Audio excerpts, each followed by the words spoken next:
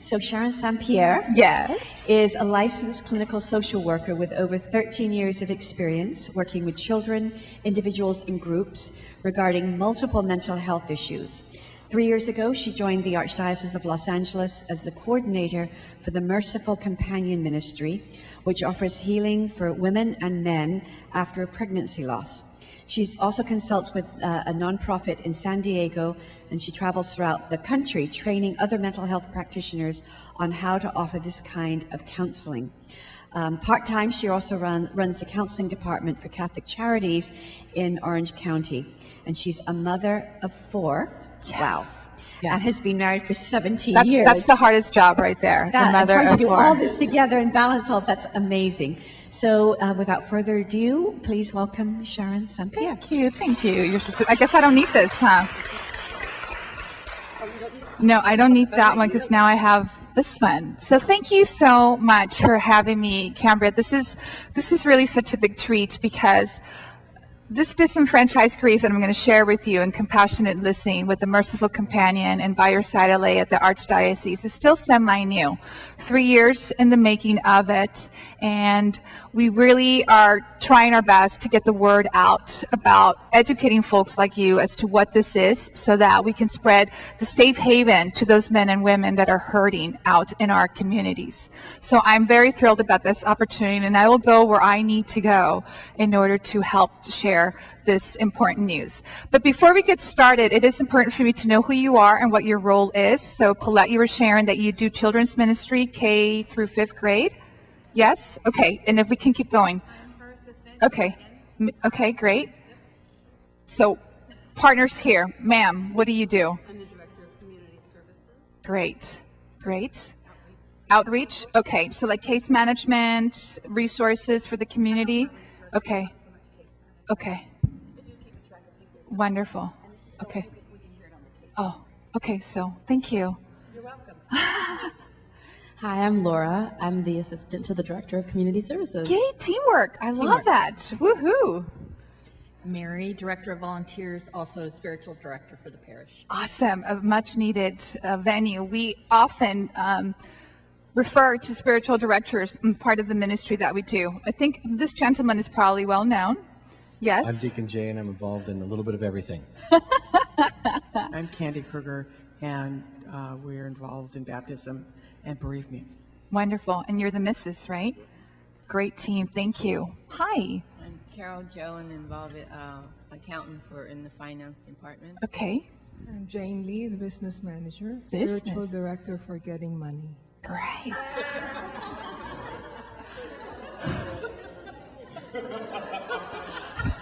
Inside joke. Okay.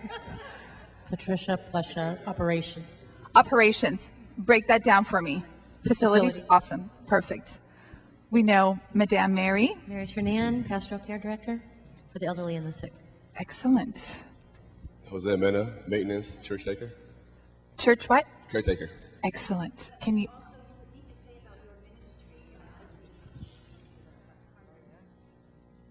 Ministry of listening to people who come to church. You have a natural talent is what I hear. Wow, that's great. Ma'am. I'm Teresa Shaw. I do data processing, and I work in the finance department with Carol and Jane. Okay, super. Glad you're here. I'm Ann Yee. I am the manager of the bookstore. Manager of the bookstore. Where I hear all kinds of stories. Oh, I bet. You can start your own. Hi, Kaya Kim. I'm assistant to Mary Tannen, and I also work for Frank Ponette a little bit. Great. With the researching. Yay. Erin, and I work in the bookstore as well as various other jobs. Super. Thank you for joining us. I'm going to turn my annoying phone off. Karen Whitney, Communications. Communications, thank you. Frank Panette, Liturgy and Adult Faith Formation. Liturgy and Adult Faith Formation, super. Andrel, Admin and HR. Excellent. And Madame Cambria, like you need a introduction, right? I'm Cambria, and I do a lot of listening to people who come to my office with various issues, and I'm also a spiritual director. From the beginning. Okay. thank you for that. That gives me a better idea of who you are so that I can tailor it to you and help explain to you the importance of this topic. So disenfranchised grief loss is what we're going to talk about today, which goes along the need for being a compassionate listener. And we are going to address this from a grief perspective, a grief model, as well as trying to understand some of the circumstances why men and women choose an abortion, sometimes why they're forced to have one, but even issues that are related to infertility as well as miscarriage and stillbirth, which is the big gamma of what pregnancy loss is. And because it is a sensitive issue, I want you to be aware as I am talking about whatever comes to you, whatever triggers may be there, whether it's about you and your own story or someone that you know, a friend close to you or a friend of a friend, a relative, because usually somebody is touched and there are different emotions that are involved with what I'm about to present to you. There's no political agenda whatsoever in what I have to say. This is a ministry of healing. Okay, so at no point are we going to talk about what should be done versus what not should be done, because that's not part of the healing process. I expect us to engage one another and make this interactive, so please feel free to interrupt and ask your questions, make your comments. I do have a little laissez-faire type of attitude, but obviously what I'm communicating to you is sensitive and is very significant. Are we okay with that? Yes? Okay. So I'm just going to click on this arrow. And I don't think you really need to know more about my background. I think that covers it all. And some personal stuff will come as I share some of the important topics here with how it even has had an impact in my own life. So what is grief? I know that you have the answer there. But if I were to ask you personally, how have you been touched by grief in your life? What would you say to me? Doesn't have to be related to the definition that I have there. A loss, thank you. What else? Depression. Shutdown of, sure. Not wanting to get out there. So like an isolation, not an interest, lack of interest in the world and what's happening there. Yes? Okay. Thank you. Anything else? Whether it's because you have experienced it personally or it's come across to you through someone you know. How have you experienced grief? Through death. Thank you. Yes. Many deaths, multiple deaths, some perhaps closer, some not as close, right? So the impact of that grief sometimes can be more serious and more intense than other types of losses, right? So what do we have here? That grief is that natural, normal process people go through to acknowledge and work through the reality of a loss. Okay? It can impact the person emotionally, physically, spiritually, cognitively, and behaviorally. Okay? So I want you to think of a loss that you've had in your life and what that was like for you. It could be a loss of a pet. It could be a loss of a loved one, a loss of a career, a loss of a friendship, a loss of a career. Take a moment or two to think about that, and I'll tell you why that is significant when we move on to the following slides. So think about that. Give yourself a few seconds. So I don't know if you want to pause it for the next 30 seconds or I can do a dance. No? Okay. I do. I have a little, I don't know if I want this on record or not, but might as well because you're going to see it throughout the presentation. I have a little ADD on me, so I get to go sidetracked and a little hyperactivity here and there, but I figure it's part of keeping you entertained, right? Okay. So when you're ready, as you feel comfortable, turn to the person next to you and kind of share what that loss was about. So take a few minutes. If there's nobody next to you, maybe you can group somebody close to you. I know that this is personal. I understand, but I want you to kind of get a little bit out of your zone. Or turn to the people behind you if you just want to share what that loss was. Did everybody have a chance to share? I'm sure the two of you share a lot together, huh? How many years married? Wow. And as a deacon? Oh, so you're new. I'll be training Deacons Information first weekend in December, and I'm still trying to get a hold of the director for the current deacons to see if I can come out and give this training as well. I forget his name. Is it Brian? Okay, yeah, he's hard to get a hold of. Okay, maybe after today, if you can let him know I heard her. She's okay somehow. Hopefully, I'll impress you. Okay. That's great. I'm happy to come and talk about this. So we'll see how you think this maybe apply, if it's something that's realistic and doable. No pressure, by the way. Okay. All right, are we good? Did you have a chance to share what that grief was, what that loss was? Okay, so if you're comfortable, we don't have to go in the details of it, but was that loss related to a family member? Raise your hand. Okay, so the majority of you. Okay, was that loss related to something like work? No? Was the loss related to an animal? No? Okay. What other, one over here? Okay. What other losses were there that I didn't mention out of those three?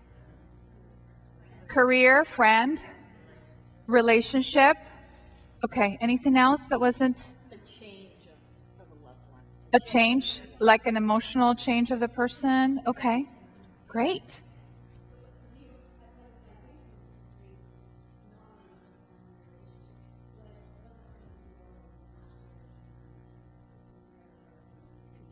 Okay, so the loss, the grieving of a natural disaster and the impact of it. Beautiful. We can probably all go back to 911, which was one of the worst ones in our country, right? And what that produced for us. Okay, that is great. Try to keep that example close to heart as we go through what those grief stages look like, to kind of give you a more personal idea of what that process is. Okay? Now, this is why I bring this up. These are some stats that show us what the losses regarding pregnancy loss are. So 1 in 4 end in miscarriage, 1 in 80 end in stillbirth. As many as 1 in 6 couples will experience problems with infertility, 1 million elective abortions each year. And this number is no, actually, this is correct. 3 out of 10 women will have an abortion by the time they're 45. Last year, it was 4 out of 10 women. So the number has dropped, which is good, but abortions are still happening. And why do I bring this up? Because you had an opportunity to grieve to some level, to some capacity. It was probably easier for you to talk about your family member, dying, the loss of this relationship or the career, your pet or other. But for men and women who have had one of these losses, they don't necessarily have the freedom you and I do of processing that grief, or even having their grief acknowledged. Okay? And these numbers also represent that our community members within here, Holy Family, are affected. They are impacted. But we just don't know.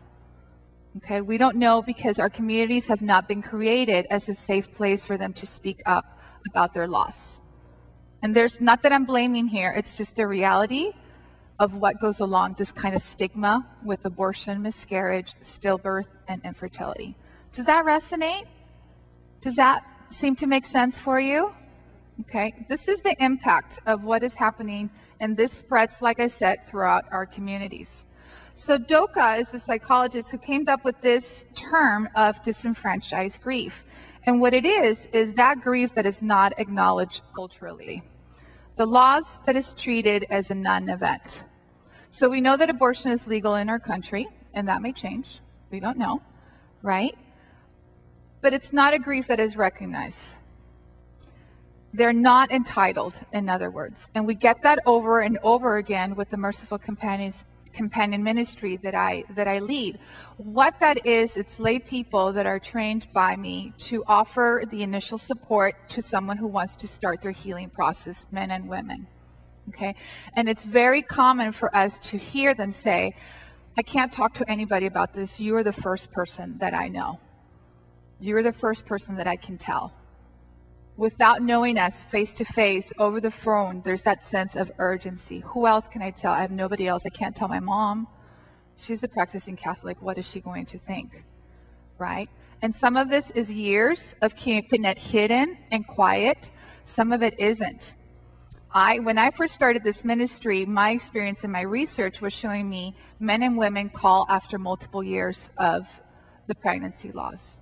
But as of November of last year, I started learning the opposite, where incoming calls were about very recent calls as soon as the same day of that abortion. And that caught me a little off surprise. Okay, so what it's telling me is that people, some women in particular, are recognizing that need to heal sooner than later, which in a way is a blessing because they don't have to undergo 10, 20, 30 years of wondering, of different types of turmoil that may or may not be manifested in their lives. They want to hit it on. They want to embrace what they did, the regret, the remorse, the guilt. They want to process that so that they can give themselves a better opportunity in the future. And the few men that are calling us, because it's harder to reach men, are expressing a desire also to find that help and for it to be recognized, which is what our society does not do. Does that make sense? Our society does not allow for a person with the pregnancy loss to talk about it.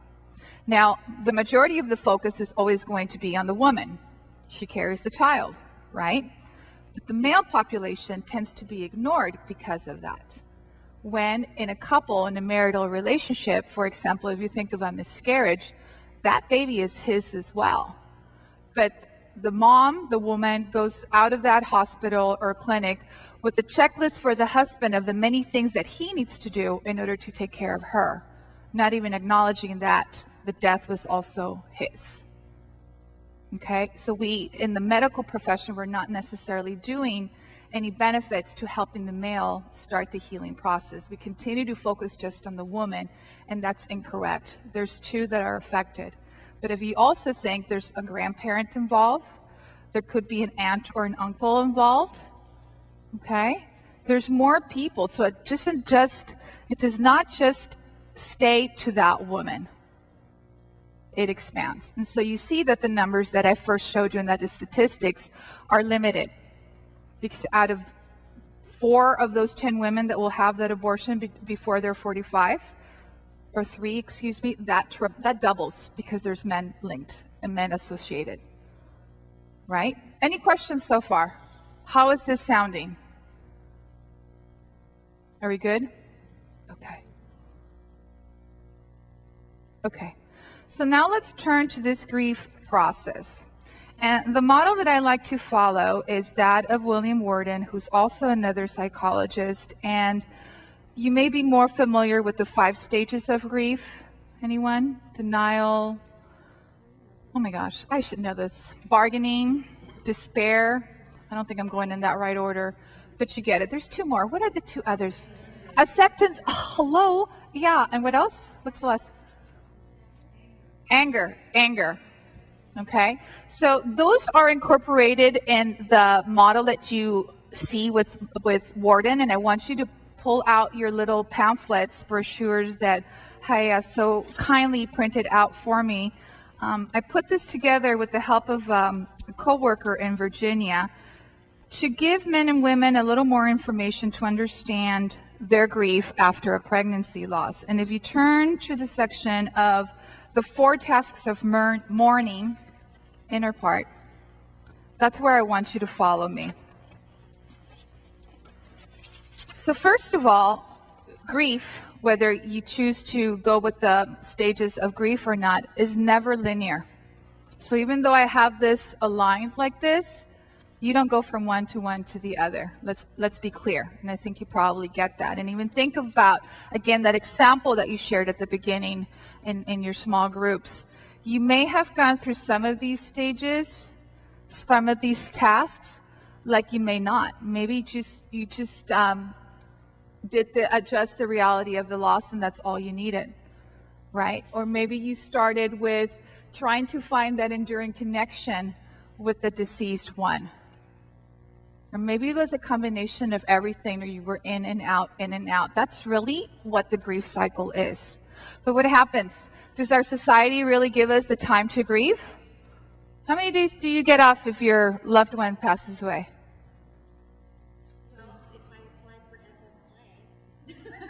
Give it to me. How much? How many days? 3 days of bereavement is the traditional standard. So if you've been married 38 years, ma'am, I'm sorry. 3 days is all you get to grieve your loved one, and then you have to get back to work and be normal again. Is that realistic? No, it isn't. Okay, and in these circumstances, and I'm not wishing you death, okay, let's make that clear, please. They've had a long enduring connection, right, 38 years. But imagine what a person who aborts or who has a miscarriage, how do they get to mourn something that they didn't necessarily get to meet? How do you think that grieving process is doable for them? They don't know they can even grieve because, again, this is a disenfranchised grief. They're not aware that they can acknowledge that they were pregnant, that they had conceived. Men and women. Men and women, okay? But through the process of grief, we're going to start, hopefully, acknowledging to the acceptance that our loved one is no longer there. That baby, that child, that it. Some women can't refer to their child as it. In fact, I was just talking to one of my companions yesterday because I give them ongoing support. After they talk to a caller, they debrief with me so that we can prepare for the next step, the next conversation. And she was sharing, she sounded very detached. She had her abortion when she was 16, super young. And now she's 22 and 23 and she can't conceive. She married the same boyfriend from back then, and she can't conceive, but she sounds very detached. And she would not call the child a child. It was an it. And she had the abortion when she was 3 months old. You and I know that was a child, right? For us, there's no cells. That's part of what our Catholic faith is and what our values teach us, right? But that's how sometimes we meet men and women over the phone, and we can't contradict them. We have to work with where they're at and try to guide them to that acceptance that it was a life. Okay, and it doesn't matter whether that life was a boy or a girl, okay? It was a life, right? That's part of that acceptance. And so it seems that she's stuck on the reality of that acceptance. Okay, so she's going to have a harder time achieving these tasks of mourning.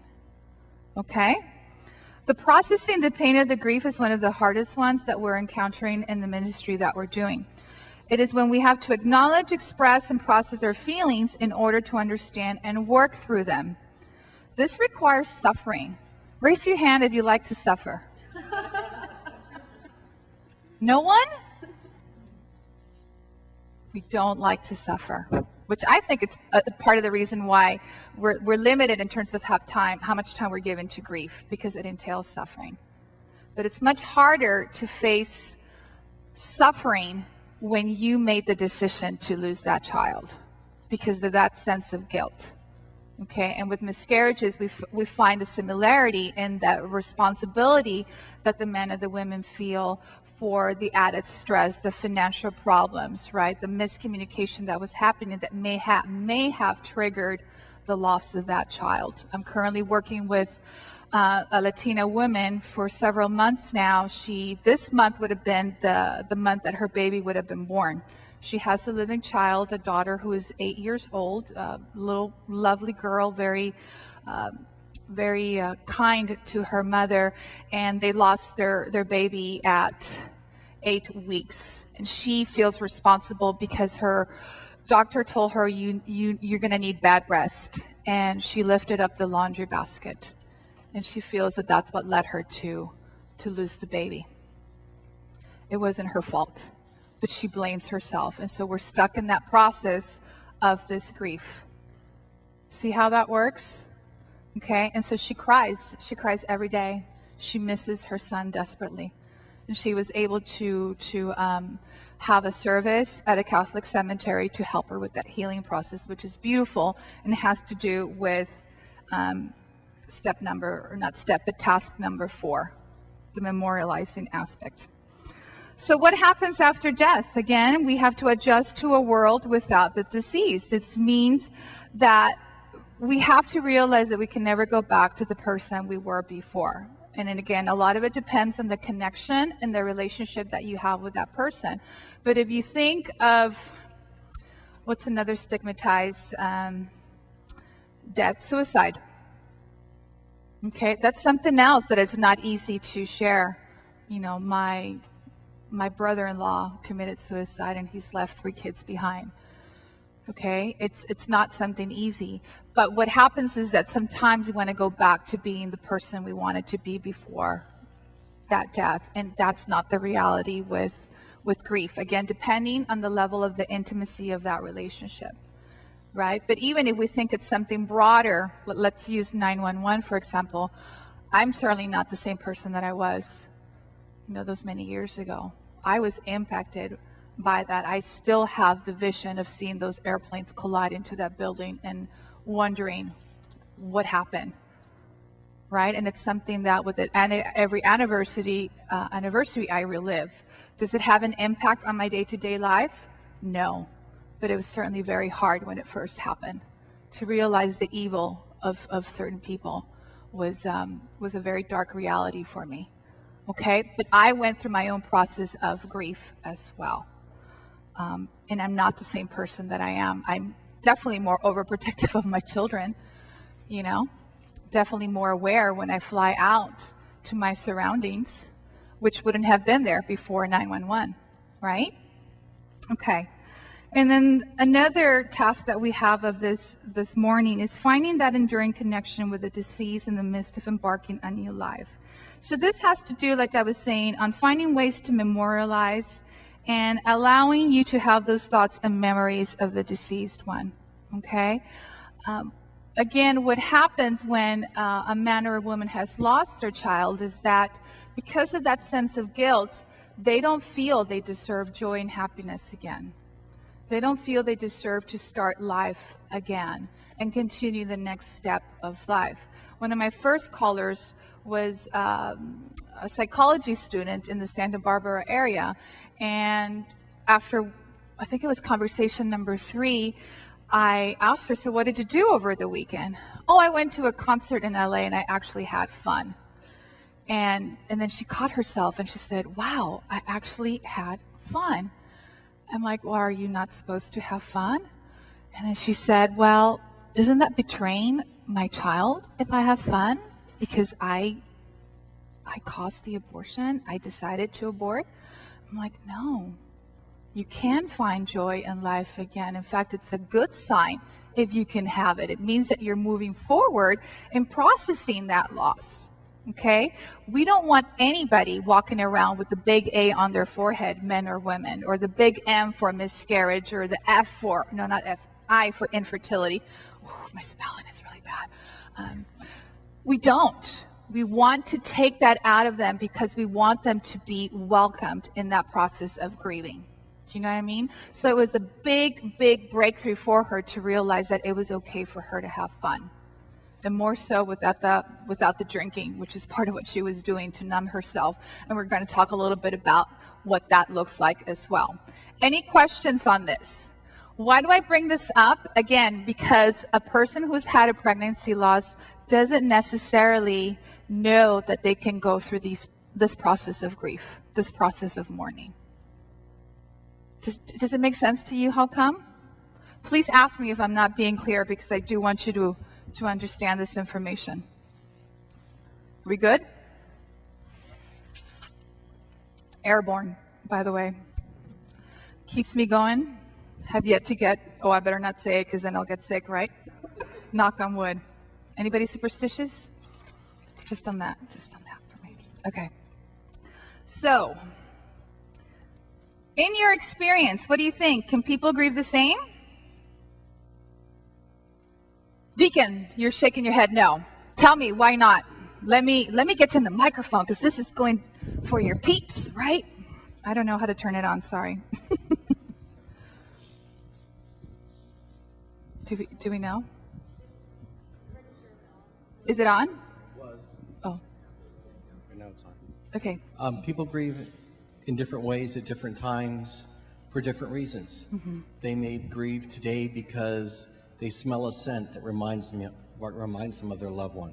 Yes. They may grieve when they go through the supermarket and they see avocados and their loved one's favorite food was guacamole. They may grieve at a song. They may grieve all different reasons. Mm-hmm. They may grieve out of loneliness. Mm-hmm. So everyone they're going to grieve differently at different times for different reasons. Excellent. Thank you. You can hang on to that. Would you agree with that? Yes. So what I want to introduce to you is two concepts without genderizing the way a woman grieves versus a man grieves, because often in the counseling sessions that we have, for example, because this is something else that I do, we get a lot of blaming with couples, right? A lot of pointing fingers.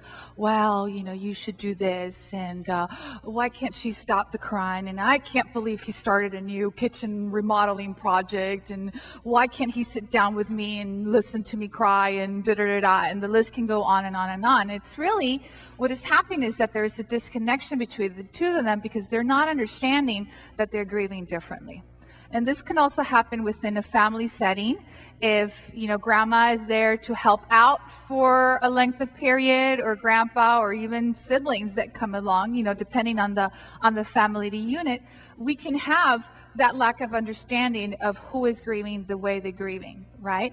And part of what happens with grief for the outsiders is that sense of discomfort when we see the person, right? Should I even ask them how they're doing? Am I going to start, open up a can of worms? Are they going to start crying on me? Oh my gosh, what do I do if they do? Can I tell them that, I can't really be there for them? Is that going to hurt their feelings? Or, I think they're crying too much and that's ruining their life. They really should stop and move on. You can think of all sorts of things that are out there, and we're going to have an exchange of what that looks like. But understand that without genderizing, is that even a terminology? I'm just going to claim it if it isn't. Without genderizing, we have the intuitive and the instrumental griever. So with the intuitive, that's the person who is outwardly expressing the feelings and emotions, okay? And the instrumental is more of the cognitive, the problem solver who wants to get in control of things, okay? Both of them are normal and both of them are healthy. So with our couples, we try to teach them to understand and listen to each other's form of grief, and these can alternate. So typically, within a 2-year frame of a loss, especially with miscarriage, we've noticed that, again, because attention is given to the woman, right, that her grieving tends to be more higher. Her level of sadness is higher than the men initially, but over a 2-year period, that flips, and it's the man who probably becomes that intuitive griever, and the woman has had more an opportunity to heal, and she's the instrumental. So they switch. Yes, ma'am. In society, men are taught not to cry, not to show emotion. I'm so glad you brought that up. That is just so wrong. I want you to tell that if you have boys in your home. No, that is part of what society has taught us. Excuse me, where's my grammar tonight? So it's something that comes, through the generations. Men should not be expressive. Men should turn to ignore their feelings, right? Pay attention to her, provide for the needs of the family. Okay? And they are not necessarily taught to be attuned to themselves. And so that's a very big gap, and I think that's part of the reason why we're not getting the male callers that we would like to get when we know that they're affected as well. Okay? So how do we change that? I'm not really sure. I think part of it is creating places of safety where communities like yours, for example, can spread the word that what you have undergone matters to us, and we're here to help you with that healing process, no matter where you come from, no matter what your background is. the Ministry for the Archdiocese works with all denominations, and you can call from wherever. And in fact, we've had a caller from Canada who we've helped as well. So we'll take whoever wants to help, right, and walk them through the process as much as they want to continue with us. But also, alongside with that is, so women are taught to be expressive, to be out there, but not necessarily to be attuned to their partner's, to their husband's needs. So it has to be both ways. Make sense? Any questions on this? How both are normal, how both are healthy ways of grieving? Does it resonate with your own personal life and perhaps how you process the grief that you shared? Yes? Did I put you to sleep? No? Okay. Oh, I dropped it. I knew that was going to happen. Okay. Okay, let me try this again. So we know that people can't grieve the same way. Now I would like for you to do a self-analysis of your own values on abortion, miscarriage, stillbirth, and infertility. So if you want to close your eyes and kind of, answer these questions as I say them out loud, I think it's really important for you to be aware of where you stand with these issues, right? So can you separate your own views from the political ones that are out there when it comes to abortion, miscarriage, stillbirth, and infertility? In the way that if a person were to approach you for whatever reason and share with you their story of loss, will your political values get in the way? Are you a person that you think that in that situation you can offer empathy to the individual approaching you?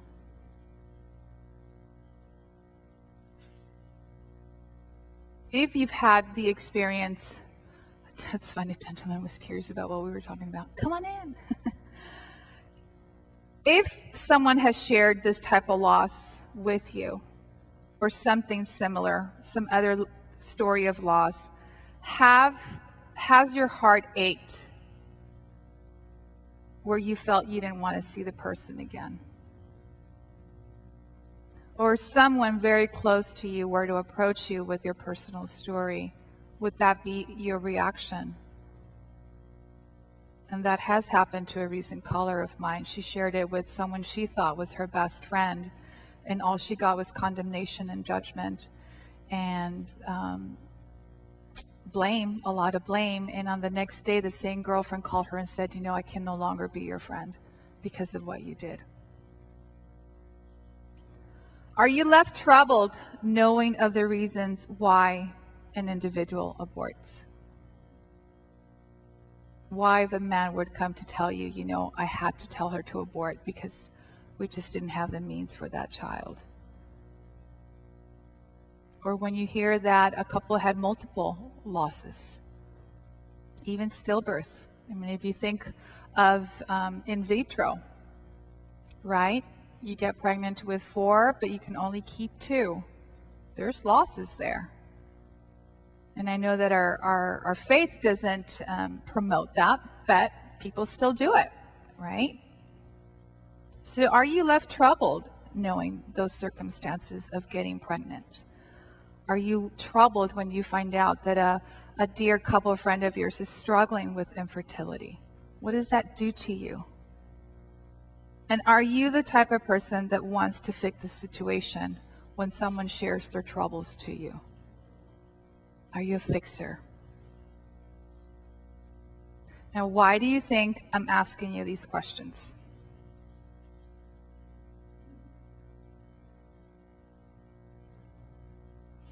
It's a survey. Do you pass the test to be a compassionate listener? Not everybody can help in this capacity. And I think it's important for us to be honest with yourselves as to what we can help with and what we can't. okay? I'm a mental health professional. I've been doing this for 13 years, but there's certain populations and certain topics that I know I'm not capable of working with. I have to be aware of what I am comfortable and what I can grow in to provide the help. And if I can't, it's only fair and ethical within my profession for me to say, I can't help you, but let me give you a resource or a connection to where you can go. I still have that sense of responsibility, not to abandon the individual, but to try to connect them. Now, I'm not saying that for you, but I'm saying that it is important and honest for you to be aware of how you can be of help to someone. Any questions? No? Okay. Does this make sense? Okay. Deep stuff, huh? Okay. So I've shared a couple of stories with you. So the first one, Carol, obviously is not her real name. She is the college student that I was telling you in the Santa Barbara area. She was my first caller, and she got pregnant. She had the abortion at 8 weeks because she was under pressure from his family, his extended family, that they would abandon him financially. They were, what's that terminology when you are taken out of the will, or no, there's something else. Disinherit. He was going to be disinherited. I guess he came from a wealthy background. And so she felt so much pressure from his side of the family that she decided to go ahead and abort. She was, her mother took her, and her mother didn't tell her to stop. Her mother said, whatever you want to do, I will support, which is another big reason why women don't stop. They're waiting to hear somebody tell them, don't do it. And a lot of times the answer that they get is, I'll support whatever you want to do. That's not providing help when it comes to deciding upon that kind of loss of the abortion.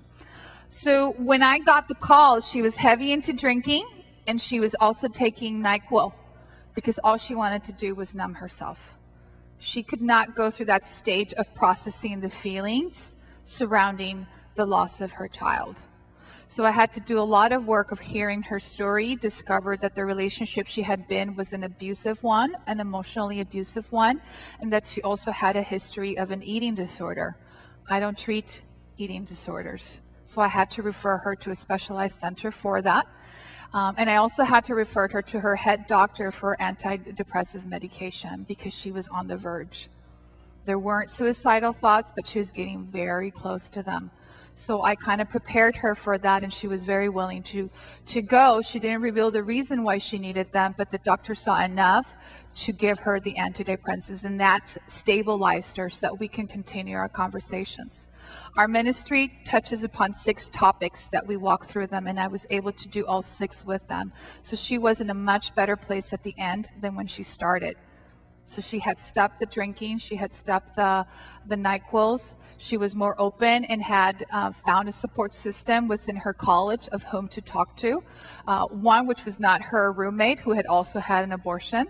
We've also found that when it comes to roommate supports or friends that had a similar experience, they don't necessarily provide the support that you would hope for.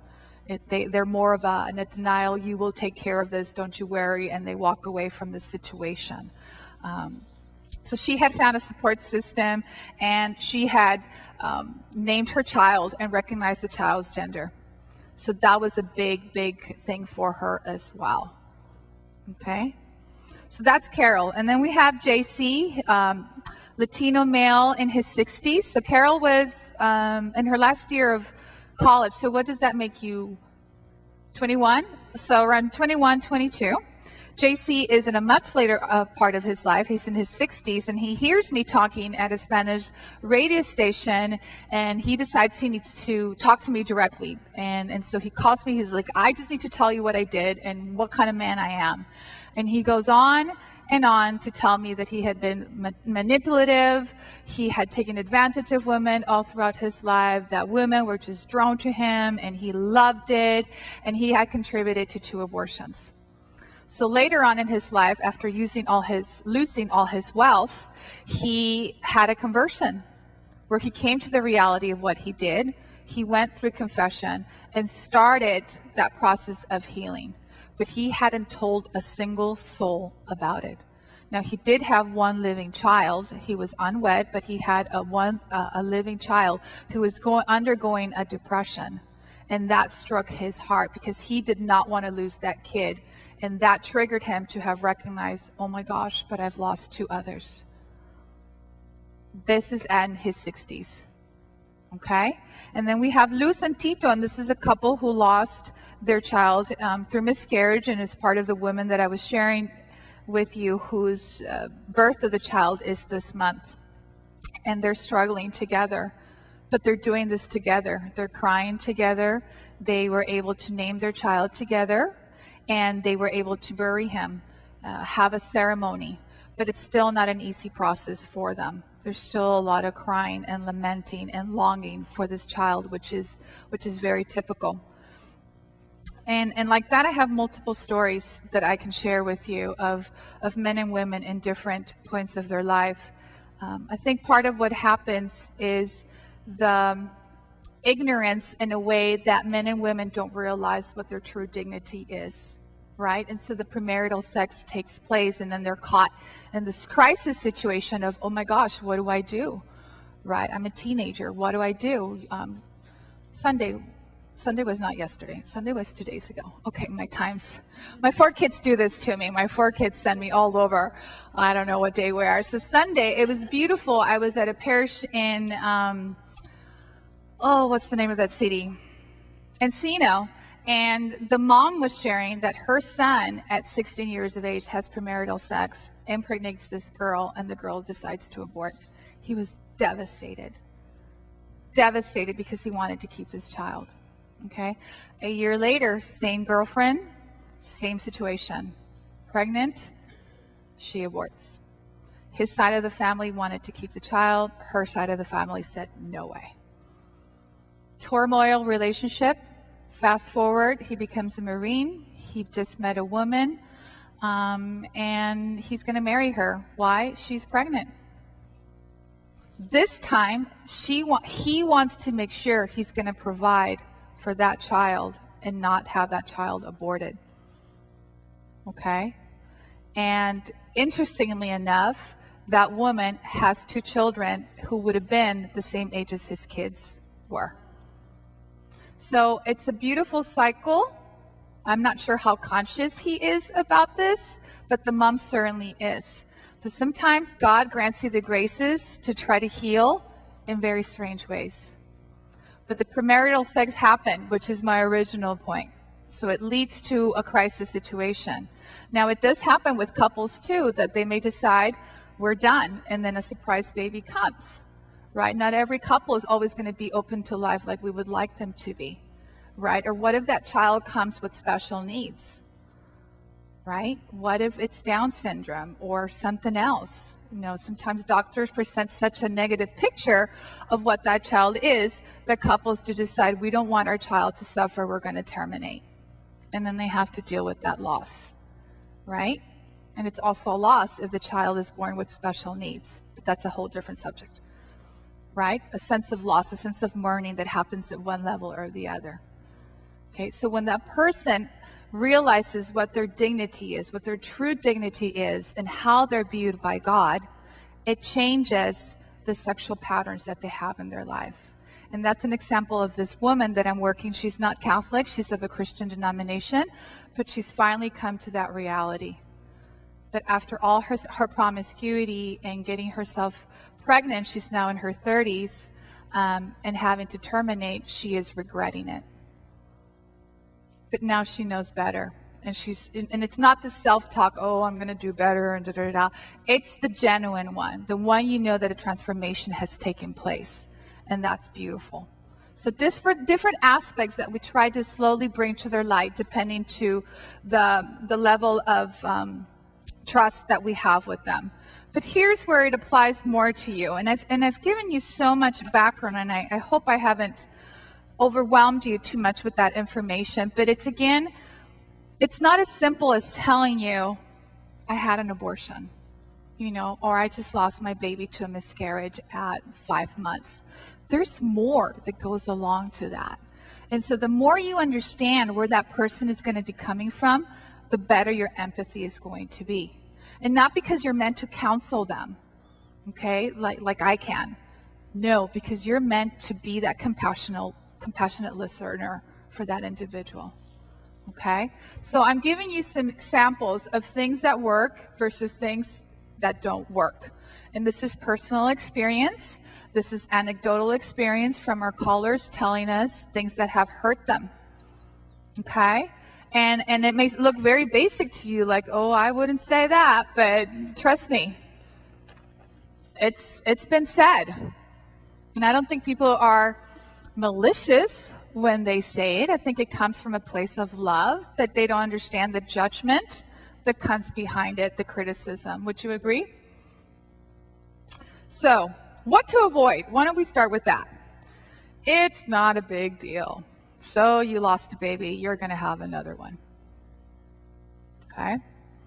Well, you committed a sin. You need to go to confession. We know that confession is an important factor in that forgiveness, but it shouldn't be the first words that come out of your mouth. Okay? Even though you and I know that if they haven't confessed it, their soul may be in jeopardy, it's not going to lead to building trust right away. How could you? Don't you know that this is wrong? You should have gone to a pregnancy center. You should have gotten a second opinion. You shouldn't this, you shouldn't that. When we make statements of you shouldn't, that's our way of fixing and handling the situation, which can work for you, but not for the individual that is sharing that with you. Unless they're telling you, I want you to help me fix it, right? Then okay, let's come up with a plan of what we should do. But don't offer more than is asked of you. So the best responses that you can give are such as, I am sorry for your loss. How can I help you? And this question can create a lot of fear because, oh my gosh, what if they tell me that they want me to find a couple for their baby, if they're contemplating the abortion or whatever the reason is. It can create a sense of uneasiness for us. And I think that it's valid for us to acknowledge that, okay? But not to react right away to the person, but to listen. What are they really trying to communicate to me? You are not alone. This is a key factor because somebody was mentioning isolation, right? Not being part of the world is part of a reaction for grief. That is absolutely true. And this is very common for men and women that undergo that pregnancy loss. They feel isolated, that nobody else understands them. So you are not alone, and what you're feeling is normal is another important factor. This recent caller who I'm telling you about her, realizing what her true integrity is constantly asking me, is it normal? Is it normal that I long for my child? Is it normal that I just had a dream about her? Yes, it is normal. Okay? Thank you for your trust. Can I recommend a resource for you? And hopefully that resource is By Your Side LA. Do you guys have our cards, Cambria? Do we have our By Your Side LA cards? No? Oh, okay, and I didn't bring them thinking you guys had them. Okay, so I'm going to have the Archdiocese mail it to you because those hopefully can be made available, in the church, the back of the church, in the front office. We have posters where people, because that sense of welcome that you can talk about it, but if not, at least you have a place to go to. But there are other centers that you can send them to. Pregnancy clinics can be pretty good. Some better than others. So if you have a personal relationship with pregnancy centers that you know of a good service that they do with healing after an abortion or miscarriage, then I would send them to. If you're not familiar with one, I recommend that you find out because again, that sense of judgment that can come across, which is the last thing we want our callers. One lady who called me from Chicago, I'm still working with her, we were the second place she called because the first local center in Chicago, I didn't like the way she talked to me. She was very critical and very judgmental, and I want somebody to listen to me. Okay, I can do that. Okay, so even pregnancy centers can be critical, can be judgmental.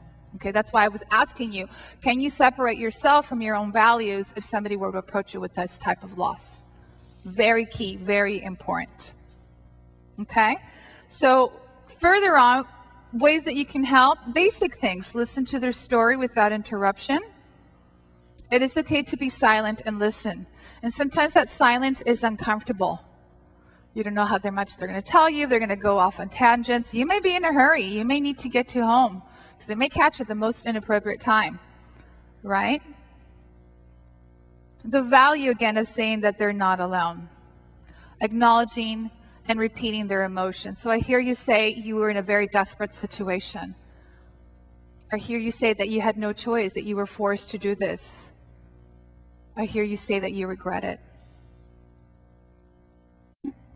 Again, our research by YourSideLA.org, certainly try not to dismiss their story.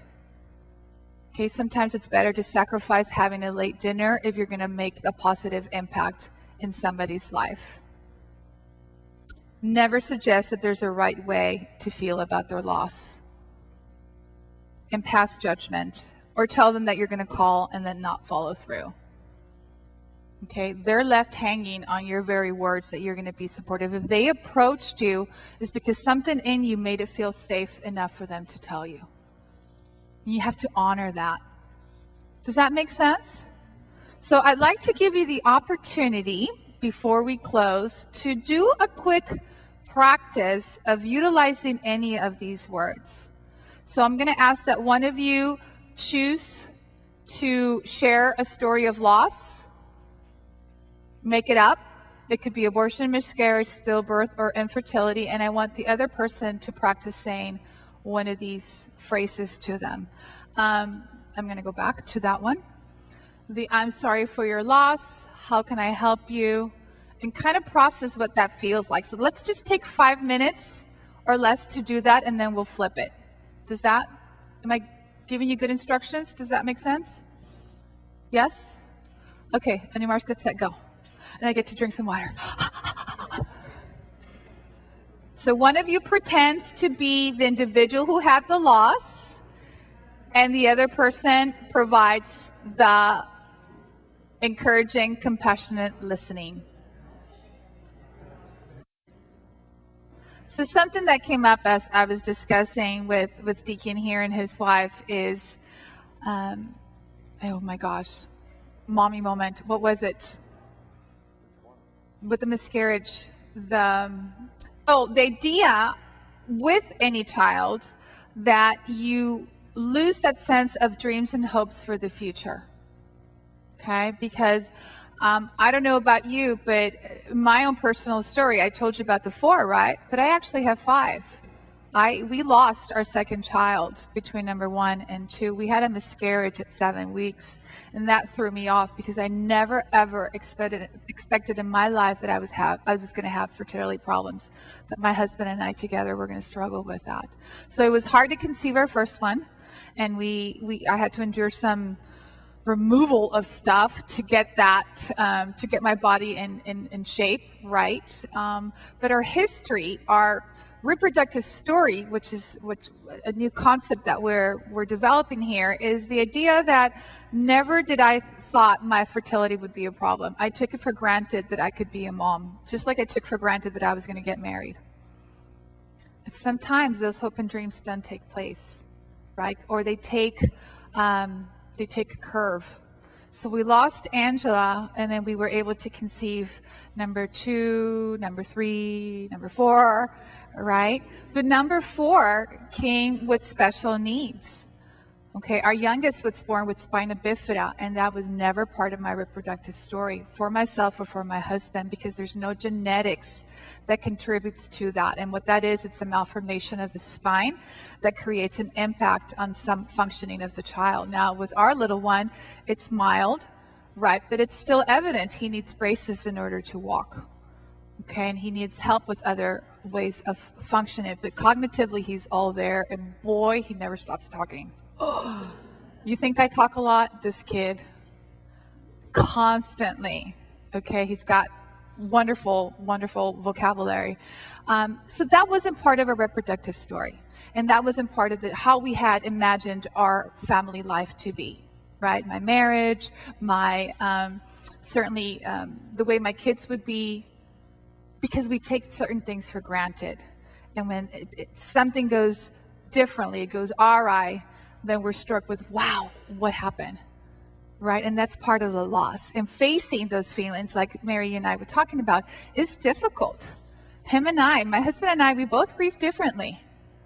And I remember that most of the attention was given to me. I'm the middle of 3 girls, and they were calling me to ask me, how are you? How are you?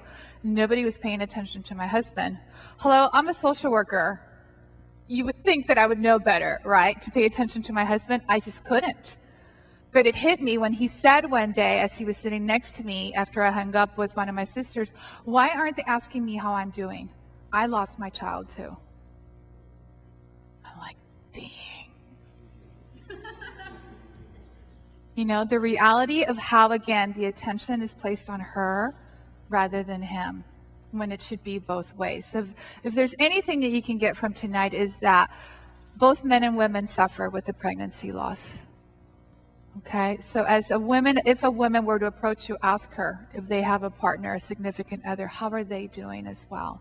Let them know that this is a place where they can talk to. So really create an opportunity within your parish where you welcome that.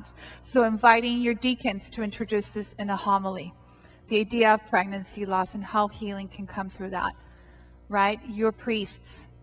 And I think on one sheet here, did I include that? You're walking away with this one, right, which talks about tips on offering an invitation to healing. And I have a little segment there for homilies and preaching. Again, there's stigma around this, but if you voice to your leaders, this is something we want in our parish, we want to open the doors for this, by all means, please do. Even if it means helping one person. And if you can learn to reduce your own fear of what do I do if somebody were to approach me, a parent, you know, of my 5th grader, whatever, you know, that you can let them know of our resource, then you're doing plenty. You're doing plenty if you're saying, I'm so sorry for your loss. What can I do for you? Without trying to fix the situation. Okay? Without trying to fix the situation. So kindly take a chance to reach out to someone or to not avoid the person or whatever the circumstance is. Certainly think before you speak to avoid that sense of judgment that you may indirectly communicate. Provide support in your best capacity. There's nothing wrong in saying, I don't know how to help you, but I know of someone who can. And then follow up with that person, because they will know that you care if you do. Again, our resource, that's the hotline number. And please do pray for our ministry, because we do want this word to spread, to grow. Any questions or thoughts? What was this like for you? Let me hear it. Bring it. I know that there's an evaluation for you to fill out, but just to generally hear, how did you take this?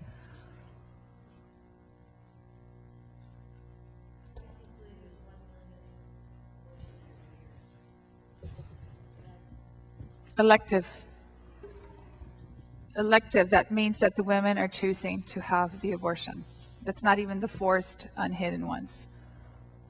Mm-hmm. That's in this country. Those represent this country, just the United States. Mm-hmm. Any other comments? Anything that touched you, perhaps? Yes. I think it's very intense to think of being that person, sharing that news, and actually being able to connect within yourself with what they're going through. I think it's really important to do so that you can hear them better when you're actually hearing it from the other side. Mm-hmm. Now, mind you, you don't need to have a pregnancy loss in order to relate to someone or to convey empathy, right? So the fact that I had a miscarriage doesn't mean that I understand a woman with her miscarriage story, because my healing was much different. It's always a unique process, right? But can I listen? Absolutely. You know, I can't share a story of suicide in my family, but will I be empathetic if somebody tells me that? Of course. Any other comments of how maybe this had an impact on you?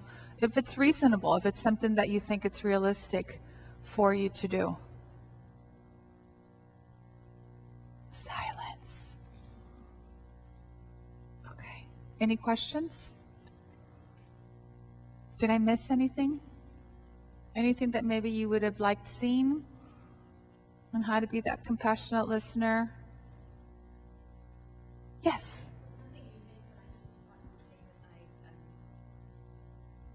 I really appreciated all the information you gave us and the fact that it's helped, I think, raise our own consciousness and awareness about how pervasive this kind of underlying underground grief is. And certainly it's made me more aware, and it's also will certainly help me to think about what I say to people in the future if I'm ever in a conversation Great. with someone about this. So it's Yay, awesome. helpful. Mission accomplished. I'll get my paycheck. All right. Please fill out the blue evaluation. It's something that will help me also improve my services to you and other folks that I come across. And thank you so much for having listened to this sensitive topic. I really appreciate it. And if you do want to reach me personally, my contact number, Mary Hassett, please feel free, whether it's something personal or you just have questions that come up later, please feel free to do so. And thank you so I always much, forget to Sharon, bring my business for card. coming up all this way and sharing this with us. We really appreciate it. Yeah.